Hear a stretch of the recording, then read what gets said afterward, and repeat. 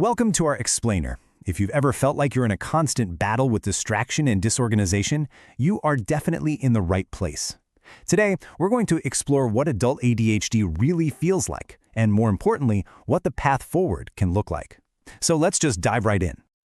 So, does this sound familiar? You know, that mind that just won't stop racing? Or that to-do list that feels like a mountain you can never, ever climb? It's that feeling, right? Like you're always playing catch-up and just can't quite get there.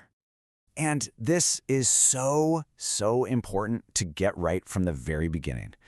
These challenges are not about your character. It is not a lack of effort. It could simply be that your brain is wired differently. And honestly, just letting that sink in can be the most powerful first step you take. Okay, so let's get real. What does it actually feel like when your mind is moving that fast all the time? Let's break down the day-to-day experience. Yeah, it can feel like you're just carrying this heavy, tangled weight around with you all day. Your mind is always distracted, right? A dozen different thoughts are all screaming for attention at the same time. And that feeling of being constantly on, that mental restlessness, it can make the simplest things feel totally overwhelming. And that often leads to these wild emotional swings, from just pure frustration to complete and utter burnout. All right, now let's actually put a name to these feelings, because connecting these experiences to a clinical framework, well, that can be a huge turning point. It's like a light bulb moment. First up, let's talk about inattention. And look, this is way more than just getting sidetracked by your phone. We all do that.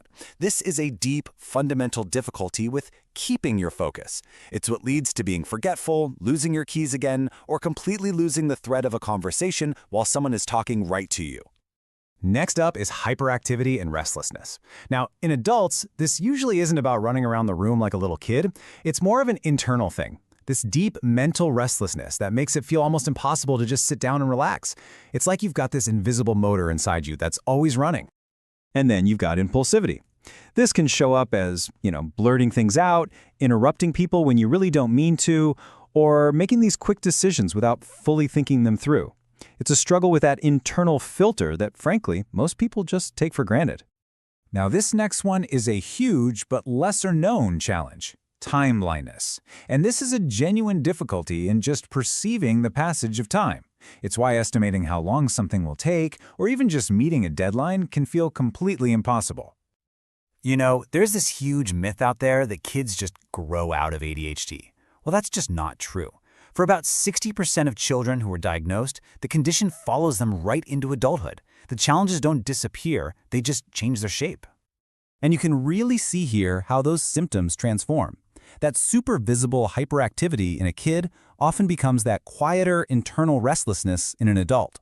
Struggles in the classroom? Well, they tend to evolve into major challenges with organization and emotional regulation at work and in relationships.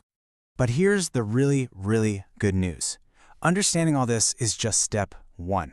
There are proven, practical strategies that help you build skills so you can move from just coping to actually thriving. Think of therapy as basically building your own personal toolkit. It starts with what's called psychoeducation, which is really just a fancy way of saying you finally get to understand how your specific brain works. Then, you've got techniques like cognitive behavioral therapy, or CBT, to help you reframe all that negative self-talk. You also build concrete skills through coaching for things like time management and learn how to use tools like mindfulness to quiet down all that mental clutter. But it is so crucial to realize that managing ADHD goes way beyond the to-do list. There's a much deeper emotional piece to this puzzle that is so often overlooked. I mean, just think about it. Living every single day in a world that isn't always built for your brain, it takes a huge emotional toll. This can lead to intense mood swings, a really low tolerance for stress, and just a constant cycle of frustration and burnout. And over time, that just chips away at your self-esteem, leaving you with these persistent feelings of failure no matter how hard you're trying. So, with all this talk of toolkits and coaching, it's a fair question to ask. Is therapy just about learning how to organize my tasks a little better? Not even close. A huge part of the work is creating a safe space to finally unpack all those deeper emotional struggles. It's about addressing the shame and that feeling of chronic overwhelm that can build up over years and years of feeling different or misunderstood. So, let's look at the path forward.